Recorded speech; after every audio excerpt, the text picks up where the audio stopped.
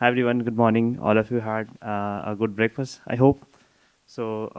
Let's start with the presentation. Myself, Amrit, and my co-speaker Aditya, he's here. We are from Siemens India, and we are also a good community in the open source. If you go to the Siemens GitHub repo, you'll see that we have a lot of projects that we are handling in open source. So this continuous clearing tool is also a part of this open source projects. Today we'll be presenting the streamlining open source license compliance with our continuous clearing tool. So let's quickly jump into the contents of our slides. So we'll start with the what license compliance means. I hope that might some of you might know what actually license compliance is basically. So we have distributed this the entire topic in 4 different pillars. So we'll start with 4 WH questions. What, why, when, and how. Right. So sorry. Firstly, what is license compliance? So, industries, organizations, or wherever we develop a software or we work on a project, right? So we use n number of dependencies, and dependencies have dependencies. So we say that transitive dependencies, right?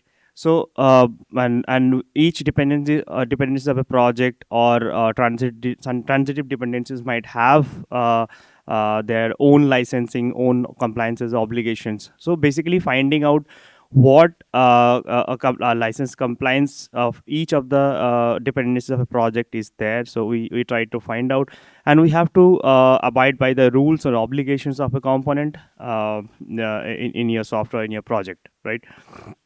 So, identifying all the third-party components, analyzing the license terms and obligations, documenting, and if there is any violation, then what remedies we do.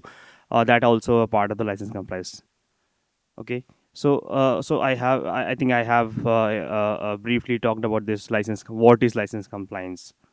Then let's move on to the next pillar. That is why do we need license compliance, right?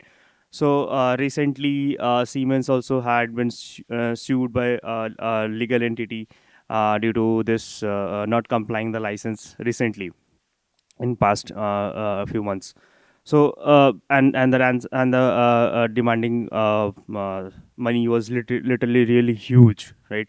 So the to avoid these kind of legal restrictions, legal we need a legal protection, and to avoid an unexpected license obligation and meeting the customer regulatory requirements of organization or industry standards, and maintaining trust with OSS communities. So these are the basic building blocks of license compliance. Why do we need license compliance?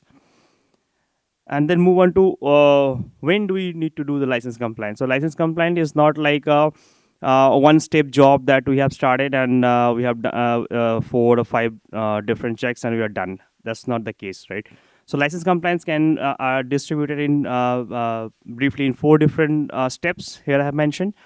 So it starts with from development till the before the actually the software or project gets released. So it starts with the development phase. So at the development phase, who does this license compliance check? So basically, it's a very high level check. Once a developer starts using a package or open source component, he or she should check the licenses or compliance or obligations of that particular project component. So it's the development phase. The developer does that. Then it comes to pre-integration, right? The engineering leads who handle or maintains the software component or project. So he or she reviews the dependencies and their before merging into the actual code base. Then it comes to pre-release. So here again, who does this job? This is the responsibility of OSS compliance officer, who comprehensively analyzes and obligations and their requirements and the fulfillments. He or she does that job. And then continuous monitoring. So the security and compliance team again comes into the picture and checks the updates or the vulnerabilities of the existing component that is being used in the project. It's a continuous process, so it's not like a one step job. Okay, so I hope you're following me. Yeah. Okay. Thanks. So then let's move on to the fourth pillar. So that is how do we do it. So in the fourth pillar, I have divided into basically two different parts. So this is about, sorry, I got a little cold here. So the first pillar is the what is the backbone of this license compliance we follow inside Siemens. So the first software is that apart from our the continuous clearing tool, which contains the software 360. So this is this is also an Eclipse Foundation software 360 project, open source project, which is under Eclipse org, and under EPA license 2.0. And it is this project is mainly maintained by Siemens, Carrier, Siemens Healthineers, and Toshiba Japan. So this software 360 is basically an open source software which acts like a project or component library, a repository, which is basically holding once you upload a project in this particular software 360, then it checks all the components that are being used in this particular project, and it again triggers a scan of those particular components, their licenses, their obligations to another software that I'll just come in the next slides. So basically it acts as like a license compliance component of project repository. Okay, so I'll just give you one more slide how it looks like. So this is our tool, software 360. So this is we are managing here the project component vulnerability, and even ECC as well, and we also hold the clearing report. Once a scan code of FOSSology, people might have known all these tools. So once this scan reports are there, so then we also save these clearance reports as a README OSS in an XML file.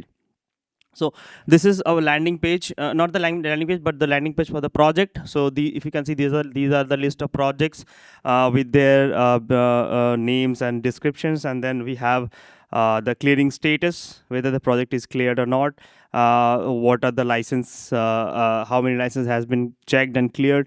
So similarly, we have the landing page for component, vulnerability, ECC. Okay, and the second part of this clearance is the tool called FOSSology. This is also mainly maintained by Siemens only, and we have some individual contributors as well on the GitHub. And this is a file-based scanner. This is not just like a usual tool which basically checks for the main license, but this tool, our tool FOSSology, which checks each file-based, it scans all the file-based codes and tries to find out what are the file license applies to individual files of a project, and even it also checks for the main licenses. So this is also a screenshot from the FOSSology. If you see, this is a project uploaded to a FOSSology, and if you can see that there are a few folders as well, files are there. So we have different agents are there, like Nomos, Monk, Ojo. So these are the different agents which runs on the project you upload, which checks file wise. Even we check for ECC, copyright, even IP scanning we do as well. And we also we just don't do like AIML we are not using. We are using text phrase based matching, so we avoid all the discrepancies happening while maybe false positive things. So maybe you can have a look on this tool once you get some time. So it's a really interesting tool. It was introduced by HP a long time back, and we are maintaining it now. Okay, so this is the part of 4A, which talks about the backbone of this continuous cleaning tool that we are presenting today. And this is the second part of the fourth pillar, which is the how section of this license compliance. So this is the traditional roadmap we people follow, or specifically I am representing Siemens, so I should say that in Siemens we followed. This is the backbone, not the backbone, but I'd say this is the point the Siemens thought about, the org thoughts about that. Okay, no, we should have something autonomous to avoid the discrepancies or the manual effort, I would say, in this this license compliance phases. So how it's done. So what I have just talked about till this part is this is the roadmap which defines all of these steps. So first we at the very bottom we find out the third party components in your project or software we are developing or maintaining. Then we check the components in software 360 whether it's there or not, it's already cleared or not. If not cleared, then we create components in software 360. You upload an SBOM and it will create a software 360 project in it. And then we identify and upload the third party components to source code. And we also now then we so okay, I forgot to mention how this software 360 and FOSSology is related. So basically once you upload your project once you upload your project in software 360 via SBOM, we have support of CycloneDX and SPDX as well. So once you upload the SBOM, it will create a project. It will try to find out all the dependencies and project components there. And then if you trigger a scan, so then it will call the FOSSology, which will be doing the actual file based scanning of the individual files of in your project or component. So and FOSSology will trigger the agents. We have different agents running, so the agents will check for the license and obligations, and there will be at the end of the so at the end, once the agents are done their job to find out the license and main licenses, even file based, so then there will be a clearing expert team sitting there. So he or she will be checking that whatever the agents have find out, is that the actual license or not. Then there is an option to edit if you think that no, okay, the clearing expert thinks that okay, this is not the case, this license is like false positive. So then clearing expert team checks it and updates the project. And then FOSSology sends back a readme OSS XML file, which is basically the findings of your project, whatever it has find out, the obligations or the components, or if any IP infringement there, or if any copyright status or copyright infringement. So it will send a whole a big readme OSS file to software 360, and we are saving that file as well. So in later point of time, if you want to check what was the status and what are the states of this obligation or components are there, so you can come back and look into it. And then now get back to this point. So then we submit the clearing request to FOSSology, and the FOSSology checks it. The FOSSology agents checks them, and final decision is by the clearing expert teams. So this is the traditional roadmap here, and if you see there are multiple manual steps there. So the firstly we have to identify third party components, usually the developers. Then we upload the project SBOM to software 360, and there also manual effort there, and then it will check for the FOSSology for the license scanning. So which and even these manual steps which can be avoided by an automated tool. So we'll just come to that point. So you have seen that there are multiple manual steps are there, so which even really reduces the time to release of components of software, and even error prone wherever there is a multi human dependency there, then there can be a chance of human errors. And sorry. So these we aim to avoid all these manual errors and human intervention if we can introduce an autonomous tool. So what are the goals of this tool? So to avoid these manual efforts, firstly we need to come up with an idea which can automate all these manual steps to the nearly 100% possible ways. Not ways, but up to 100% of accuracy. And then there are after a lot of brainstorming inside our org, we have came up with a tool which we are presenting, that is a continuous clearing tool. So what was the motivation behind this? So you might have already the idea like why this tool comes in the picture. So automate this process with an automated tool chain with a very minimal config effort required, and with the maintaining the quality and consistency. And we have also mentioned shift left or manual actions. So that's pretty obvious that the line shows that okay, so automate the address a manual task as early as possible in the development life cycle to reduce the delays and improve the efficiency. And the third point is the fast releases. So the business mantra is faster to market with the quality we follow. So if we remove all the manual efforts, and then the releases of the software or the releases of the components will be faster.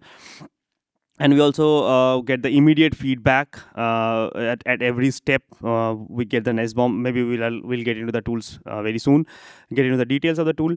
We take the immediate feedback, and the developers can walk until you don't have to wait until the entire life cycle ends of the software clearing, and then come back and walk again, and then again the process goes to the license clearing. So it's an iterative process. So we try to avoid that. And we also offer a dashboard, software clearing dashboard. So not only the developers are here involved, but the clearing expert team also involved here at the end.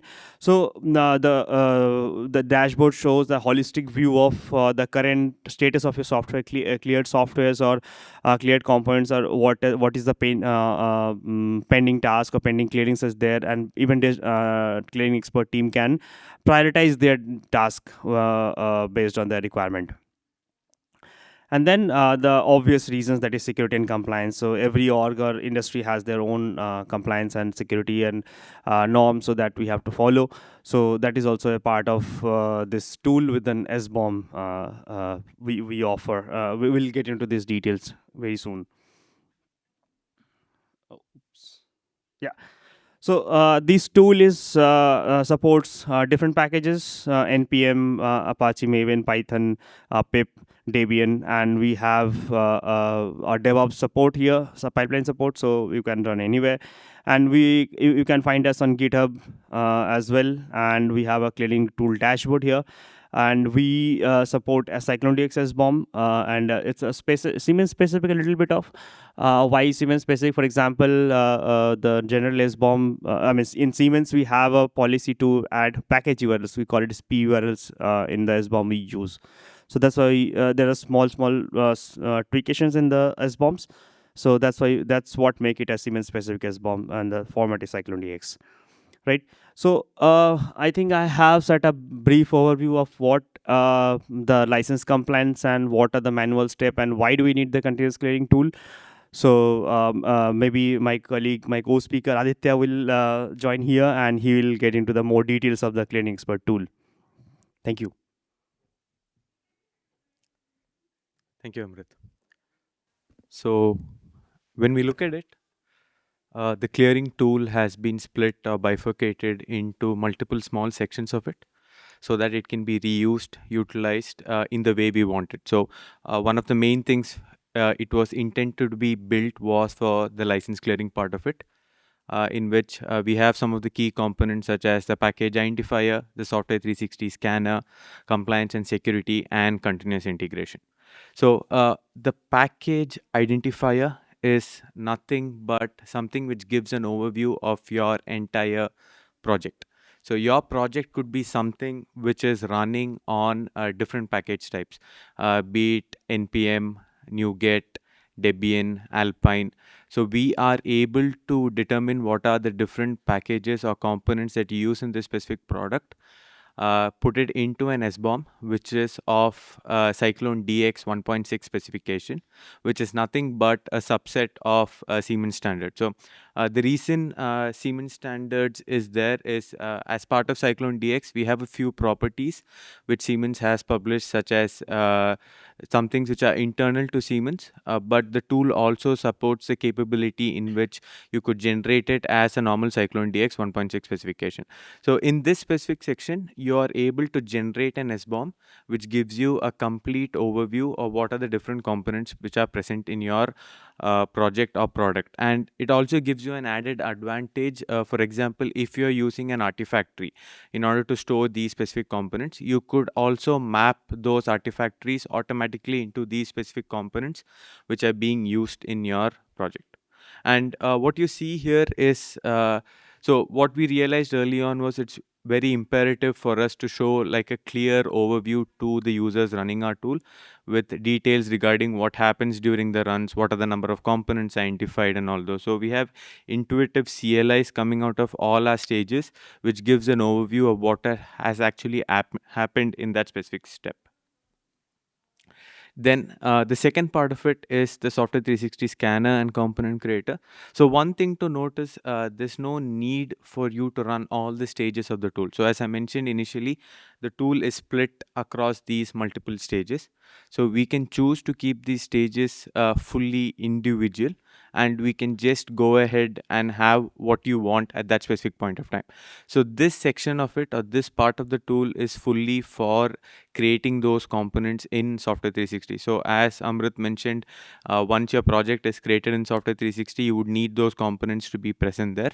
And it's pretty tedious in order to get these components created. If you have large number of components in your project, it automatically also finds out the source codes of it from GitHub and other open source URLs on where the source code for that specific package is found, and uploads the package as attachment into that specific.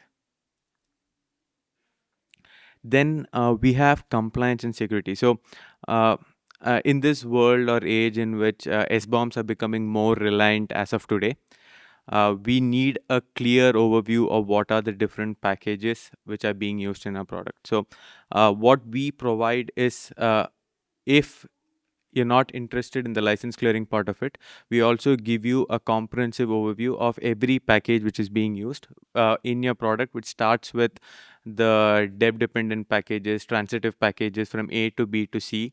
All of those are documented, and an entire tree structure is formed in the Cyclone DX SBOM.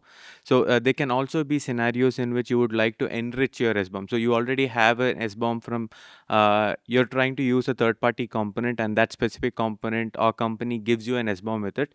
So you can input the SBOM into the tool, club it along with your product or project, and you can get a comprehensive SBOM which contains components from both the SBOM which has been added by you and from the components which are present in that specific project or product.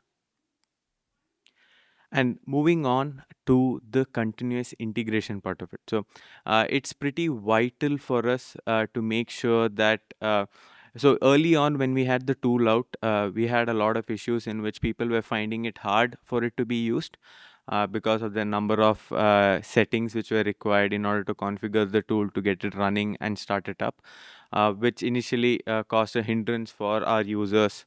So what we came up with it is, we have a lot of default settings. So if it's a new user who just wants to try out the tool in the first run, go ahead and pass only the credentials to the tool, and the remaining is all defaulted. If you would like to tweak around a bit, look at a few settings and all those aspects of it, you would always be able to override settings by specifying it in an app settings file or provide your own custom configuration. So this was one part of it. The second part of it is, how easy is it to integrate into your pipeline. So almost every project or product has their own CI/CD setup, be it in GitLab, Azure DevOps, or GitHub. And then we started giving out or shipping templates for these, so that it could just be adding these templates into your specific products or project use cases, and then with a click you'll be able to integrate the tool in it. So the templates are also designed and given in such a manner that you would be able to choose what part of the tool you would like to run. So if you do not see a use case in which you do not want the component creator, you're not interested in Software 360, you're just looking to create an SBOM, you could go ahead and do that. Or if you do not have an Artifactory and you're not interested to move things across Artifactories, that could also be something which you can configure into. So what you see here is an actual use case, which was a project in Siemens, in which it's a project which had close to 2005 components, which was npm and NuGet. And the number of components which were installed, direct, transitive, and all those were close to 1264. And there were a lot of these wrong components, internal components, which were marked. So the product is in such a manner that there might be some proprietary components which are to the organization, which would be license cleared in a separate way. So what we would be targeting is the open source components for it. So we had a large number of entries to be created, the number of duplicate invalid components because they were wrong, or those were close to 741. So usually what you see at the below part of it is the effort it normally takes for us to do this process. So it takes close to over 10,000 minutes in order to create those components in Software 360. So first you would need to identify those components, get your you have a package log file and all those things, be it for npm or a requirement.txt file for pip or a poetry.log file. So you need to end up going through those specific things as a developer rather than focusing on your code, or as a product owner. Get the list out. Once you determine the list, then you would need to end up creating these components in Software 360, which also takes a few amounts of clicks here and there. So once those components are created, which takes another 3000 minutes, you need to identify the exact source code of it. So getting source, so usually when we end up doing our software development, we usually just pick up from, for example, NuGet. For you're doing something in .NET, you just go to NuGet, you search for a component, you end up using it, and you're all good. But at the end of it, that's when you realize, oh, I need the source code. Where are the source code kept? I need to send it for license clearing. So then it's going back, searching, and all those, which is a considerable amount of effort and something which no one likes, in order to find those source code of those specific components, and then uploading those, triggering a FOSSology scan and all. So this was close to 588 hours of effort when you look at it, and the effort in euros was 1780 was the amount saved. So when you're looking at a project, so in this fast and evolving world, we have multiple releases coming in at close sections of it. So this was something which used to take, you could say, easily 4 to 5 weeks in order to get one release out of the license clearing cycle. So that is something which can be totally avoided by adopting the tool, such that somewhere towards the end of your release, so you have a code freeze, you have realized, okay, we are good, we are planned for a release in 2 weeks time or something, go ahead, run the pipeline. The pipeline is run, you have your entries created in Software 360, it goes for review with your license clearing experts, and then you're good. So something which was taking close to 4, 5, 6 weeks, and with a lot of manual effort, developers, rather than building stuff, doing these kind of things, which actually no one likes, you could get it down into 2-3 days by just running pipelines and all done. So the other things, there could be certain scenarios in which there are packages which are not identified by the tool, maybe 1 or 2 in a run. You could go ahead, find those source code. So it brings down the manual effort to a very great extent. Okay, so how do you get started? So we have pipelines, as I mentioned, pipelines which you can end up using. Just hook on pipelines. As of today, we support only Azure DevOps pipelines, but we are always open to have pipelines for GitHub, GitLab. So if you do require, please do raise an issue for us in our repository. Then, so we do support the different package types. So if your project is running with npm, NuGet, Maven, Python, basically the poetry package manager, Alpine, Debian, so even images. So you could have Docker images, and it's especially hard for you to find out what are the different packages which are being used in Docker images, because the base Debian Docker image itself has close to 200, 250, a lot of images. So you a lot of components. So we do support Alpine, Debian, and Conan, and we do have, or we are in the pipeline of building support for Cargo, which is for the Rust programming language. And then, so usually what you could do is go up, take a small project. We have a lot of samples which are present in our repository. Choose a sample project. Go ahead and try out the pipeline, either hook it up to a Software 360. The links to Software 360 and FOSSology are also provided here. Do give it a try. You will see the drastic difference when you are trying to do it the manual way, or when you're trying to do it with the tool. And you could also get a comprehensive SBOM, which will help you get a complete overview of your software. So the SBOM can also be used if you have other applications which help in your vulnerability management, or you're looking to get an entire comprehensive view of your application. These SBOMs can be uploaded there also. And if you have any questions, please do reach out to us here, or you can always raise an issue for us at GitHub, and we would be happy to help. So we do have another 10 minutes, and I would like to know if anyone has any questions.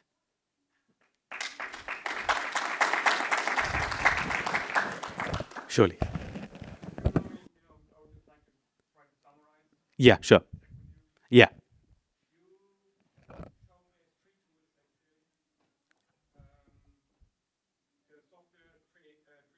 Yeah. Yeah.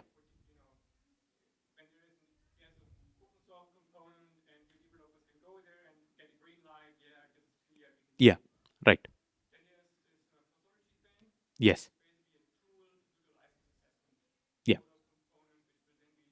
Yes.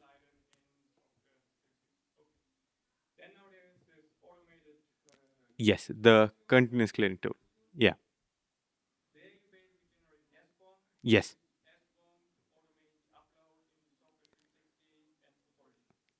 Yes, right. So we don't directly upload the SBOM into Software 360. So Software 360 does give us a catalog of REST APIs. So we utilize those REST APIs in order to make or create those components, releases, upload attachments into it.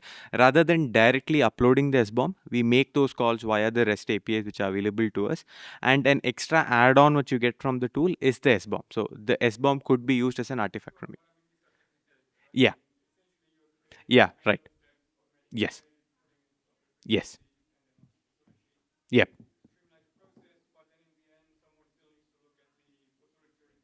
Yeah, that's right.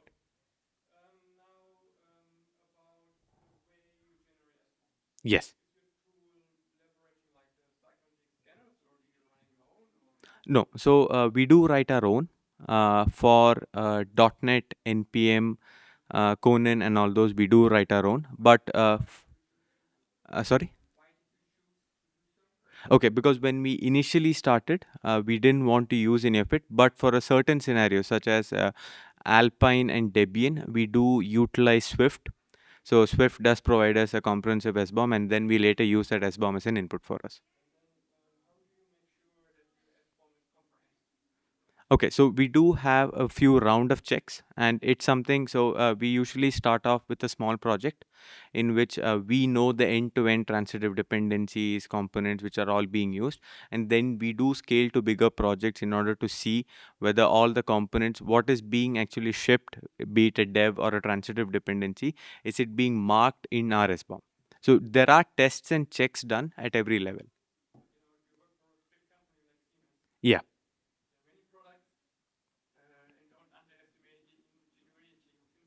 Yeah.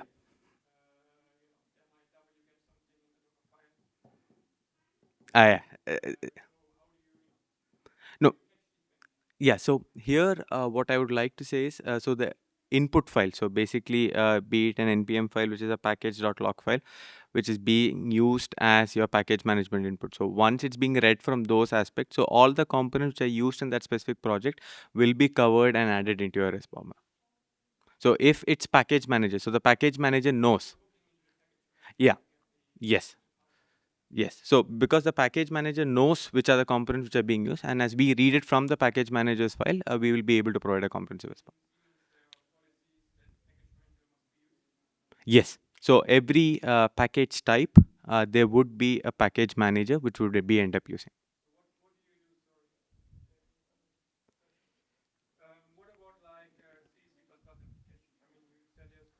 Yeah.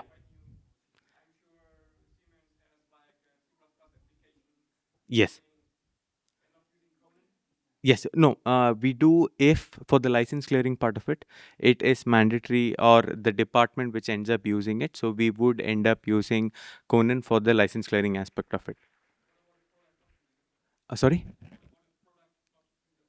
No, for the license clear. So if there's a product, I didn't get the last. No, so there can be certain scenarios. So it's specific to that product or the project which ends up using it.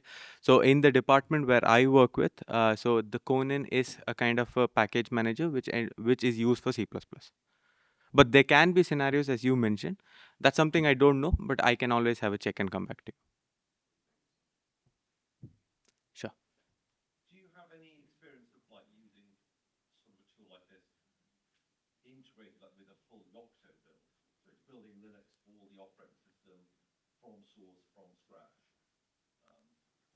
Uh,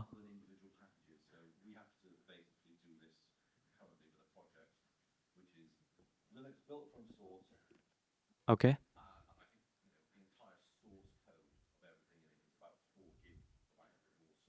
Okay.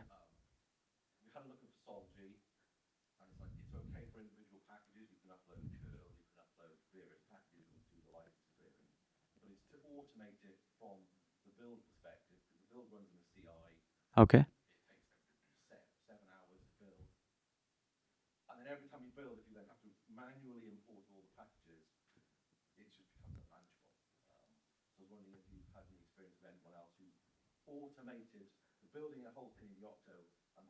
Okay. Okay. So yeah. Yeah. So that as of now we have not tried it, but there's something we can look at actually because as I mentioned, the package manager plays a crucial role here because it would be yeah.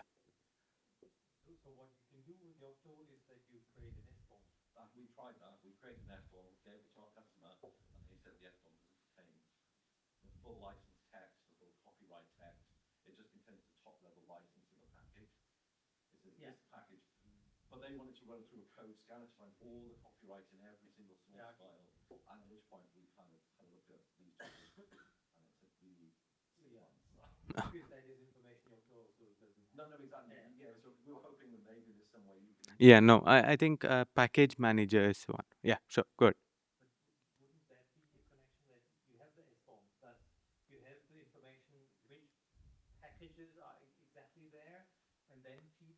Yes, it could. Yes.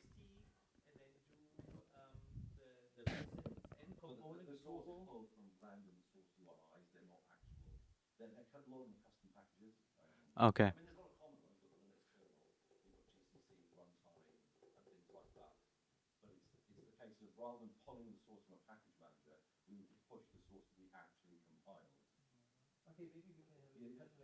Yeah.